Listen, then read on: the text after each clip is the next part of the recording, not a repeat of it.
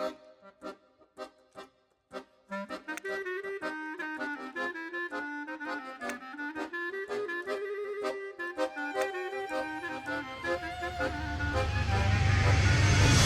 were two farms, two very, very big farms, side by side. One farm was very rich, incredibly rich. And the girl, the daughter, well, she dined on plates of gold and silver, had the best food, and when she went into town, she'd have her own little carriage. Not only that, she was beautiful. The other farm was derelict. I'll tell you why. A long time ago, a young man, he inherited the farm. It was all tumbled down, but he decided he was going to make a living out of it. He was going to fix the house up, get servants in to do his fields, all that. Wonderful, wonderful. But to do that, he needed a wife to help him on the way. And sure enough, he found a wife, pretty little thing, who came with a dowry. And a dowry means she brought money with her. So on the day that they were married, they opened her dowry up. There was a little box inside, but he just put that aside because the rest was money. And with that money, they repaired the roof, they did all the windows, and everything was looking spick and span. And then she found out that she was going to have a baby.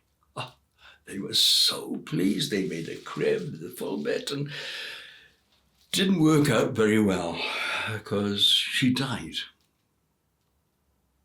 just after the baby was born. And there was this young man with a little baby boy, he called him Jonas, living in this big house that he couldn't keep up, really. Because all he wanted to do was to make sure that his little boy survived. In fact, what he did is he made a little bit of a garden. So he could have cabbage and things, for the little boy to eat when he grew up and all that sort of thing. And then the father had an idea. He strapped the boy to his back. Now, the boy now was what? 1.5, 2, something like that. And the father took out his old plough and started ploughing the field by hand, pulling the plough behind him up and down the field, up and down the field, and the little boy was sleeping on his back. Well, he could only do a couple of lines of the plough, obviously, but it was a start. It was the start. And in that ploughed field, or a little bit of a ploughed field, he put some vegetables, this, that, and the other, and things. And things began to look up a little bit. Not enough, mind, but a little bit. And then the boy grew up until he was about 3, and he was a toddler. And he could go off his father's back and walk to the end of the field and say, "Dad, straight line." The father would pull up to the boy in a perfectly straight line. And the boy then would run to the other end of the field. "Dad, turn round, straight line." Of course, it was exhausting. Still is exhausting. Not much was done, but at least they had a patch that they worked together. And the boy grew and grew and grew. And when he was about 12, 13, he was a strong boy, he took over the plough as well with his dad. So his dad would do 2 lines, and then the boy would do 2 lines. And that's how they managed, up and down, up and down. And soon half a field was ploughed. It was wonderful. More food on the table, but nothing much really. And then came a time when the boy was, must have been 17 or 18, when he was ploughing the field, and the father said, my turn, you should. Yeah, my turn. So the father put the plough on and started up the field, and then suddenly he stopped. And he went down on his knees. and he fell to the ground.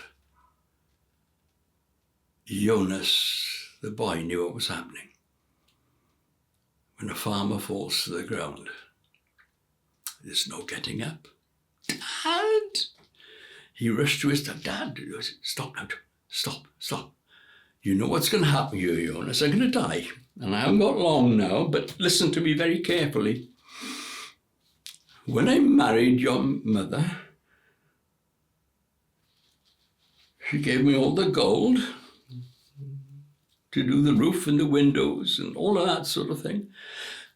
But she also brought a little box, which I never opened because I thought that little box will be the dowry for our next child. And so I put it away up in the attic. I never opened it. You never know what's in there. And then he died in Jonas's arms. Jonas picked up his dad and took him to the church. 2 days later, his dad was buried, and Jonas returned home and thought about the little box up in the attic. Climbed the stairs, took down the box. It wasn't very big. And he opened it, and there were 3 things inside.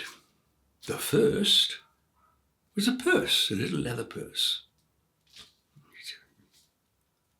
Obviously, it has a coin in it. He said, oh, let's see what that is. And it was a shiny gold coin. He said, oh, I could use that.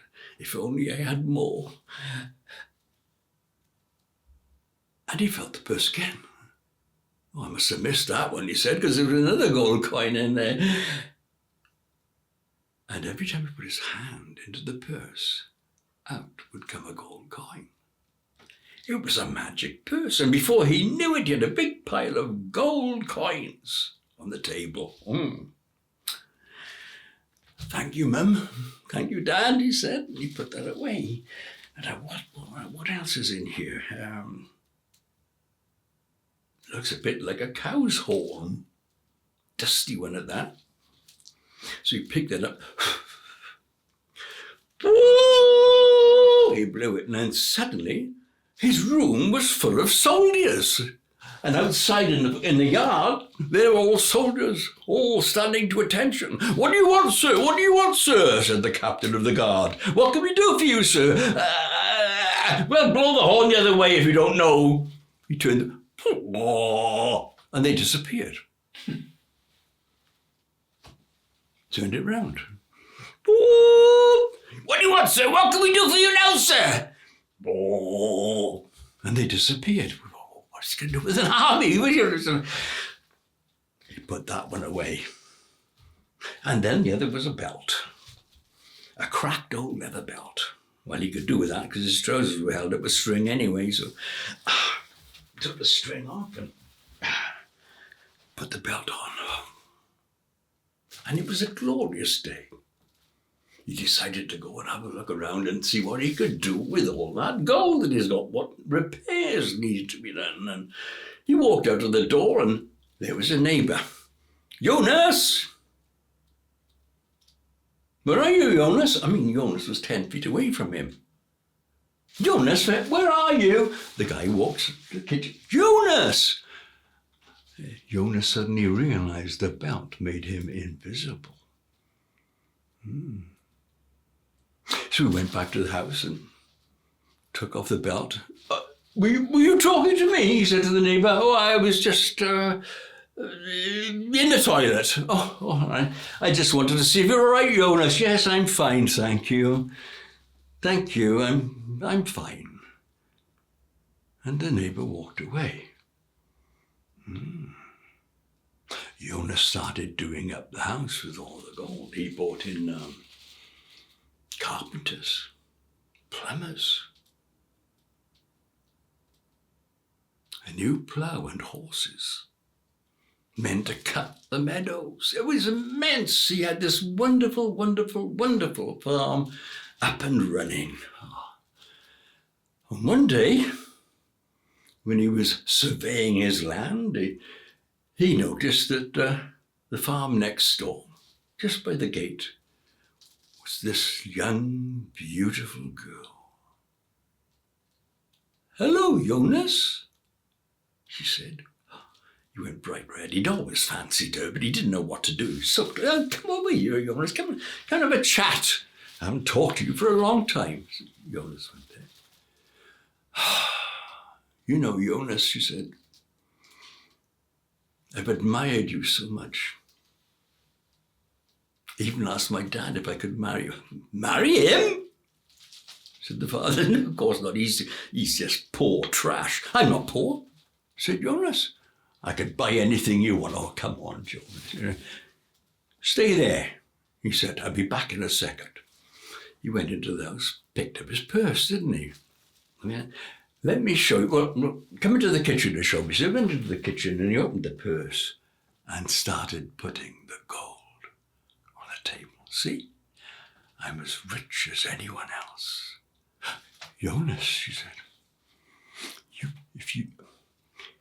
if you gave me that purse, my dad is bound to say yes to us marrying." "Oh, have it," he said. "Have it." "Thank you, Jonas. Just one moment."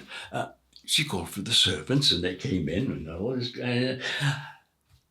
"Chuck him out," she said. "Chuck him out now. Give him a dusting up. I don't want to see him back here again." And the servants grabbed hold of Jonas, took him through the door, kicked him on the backside and said, "Don't ever darken this place again." She'd stolen his purse. He wasn't going to have that, was he? Okay, not a problem. Not a problem. I'll use my belt. Put on his belt and he went by. Of course, all the servants are there. Can't see him. Ducks past him into the kitchen and there she is, still taking out gold all the time. And the whole kitchen floor was filled with gold coins. He took up the belt. "Jonas! How did you get in?" "Well, I have a magic belt," he said. "Magic belt? Yeah, I can go anywhere I want, see? It's invisible. I've just come to pay you a visit." "Thank goodness for that," she said. "Thank goodness for that." "What do you mean, thank goodness for that?" "I thought you'd abandoned me. I thought you weren't going to come back. That taking your purse was only a test of your love." "And that belt isn't any use to you. Can I try it on?" "Oh, yeah, try it on." And as soon as she did, she became invisible. She exited the room, called for the servants who came, grabbed him, gave him a good tousing, a good dusting up in the yard, and then threw him out. "No more, that's your last chance," said the servants. She'd stolen his purse and his belt,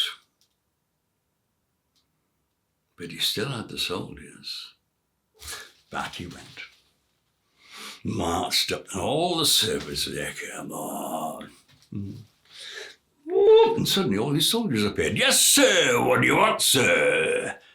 "Get rid of those servants for a start," he said, "and follow me into the kitchen." The servants were thrown out. Into the kitchen they went, just a couple of officers. "Jonas! Who are these soldiers? All those in the yard, who do they belong to?" "They belong to me," he said. "You see, when I blow this horn, the soldiers appear.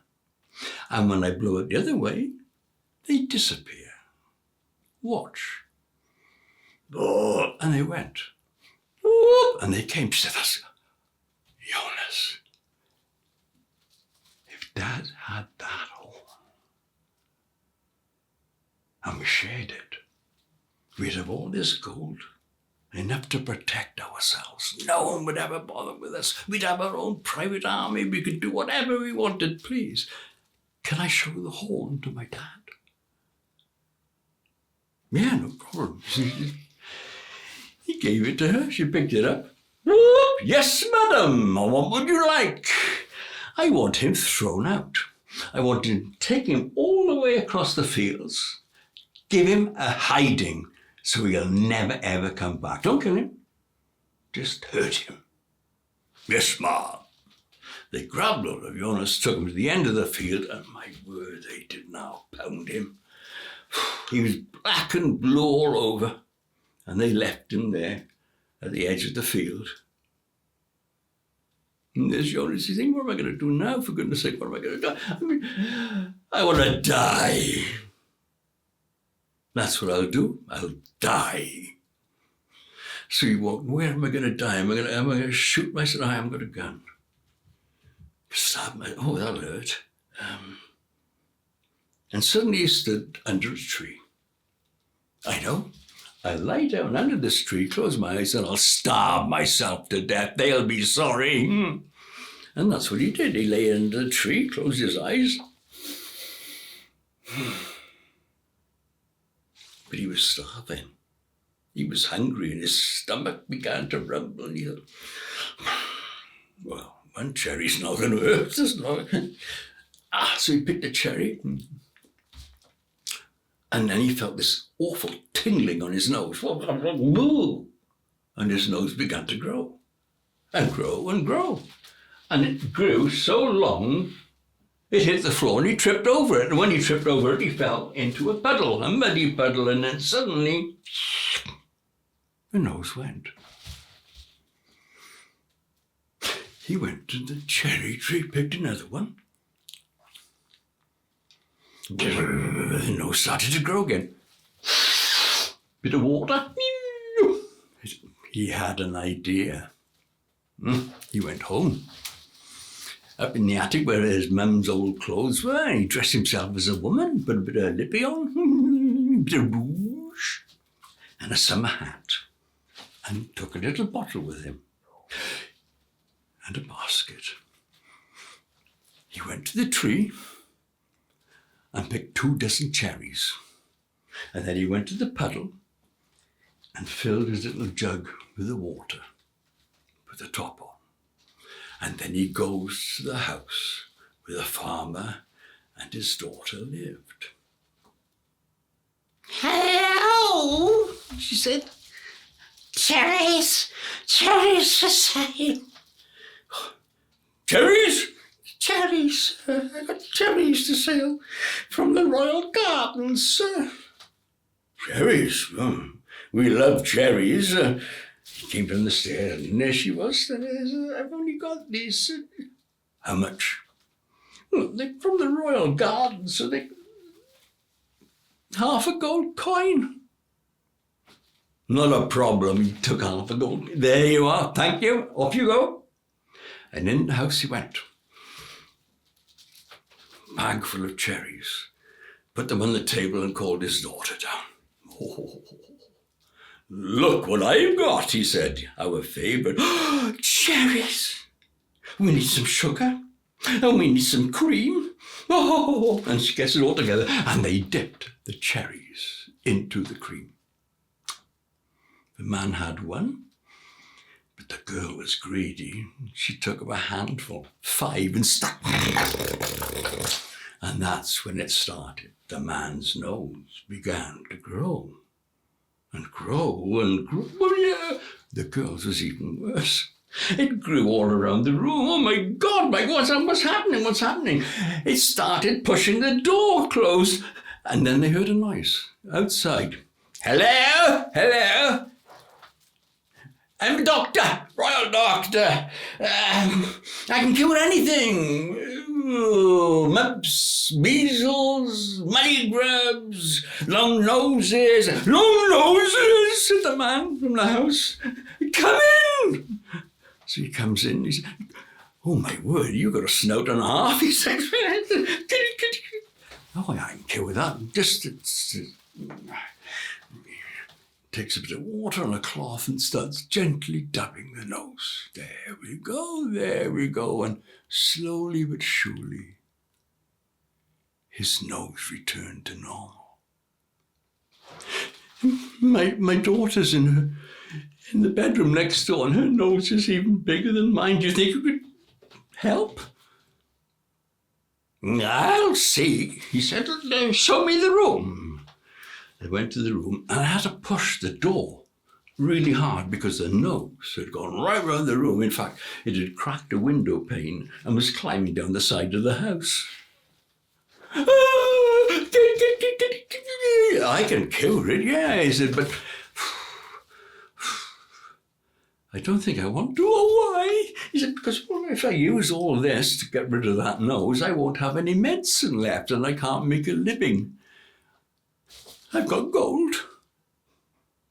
Gold, he said. I got lots of gold. Show me, he said. And she took out the purse. Look, you can have Can I have the purse as well? Yes, if we can get rid of this, no problem, he said. Put that down, he opened his bottle and I'm not sure I made the right decision there. Well, I've got all this gold, no one to protect it for me. God, I'm going to need an army. An army? You can have an army, she said. She picked up the horn. Whoop. Yes, ma'am. How can I help you, ma'am? Whoop. And they went away. See? They'll do whatever you told them. Blow well into the horn, the army appears. Blow the other end of the horn and they disappear. They'll do whatever you want. Oh, right, he said. You'll give me that horn? Yes, just get rid of this nose. She said, oh, not a problem. So he puts the horn away and then he starts dabbing it and she can feel it. So, I can't do any more. Why? She said, but I'd be so famous. People would be after me all the time. I daren't show myself outdoors. Got something for that. She said, what? I got a belt. Makes you invisible. You put it on, you're invisible, and then no one will ever see you. Show me the belt. Here it is. She said, can I try it yet? And he becomes invisible. You can keep your nose, said this voice, as he opened the door and closed it. Of course, this is not to do in that story necessarily. It all happened in Newport.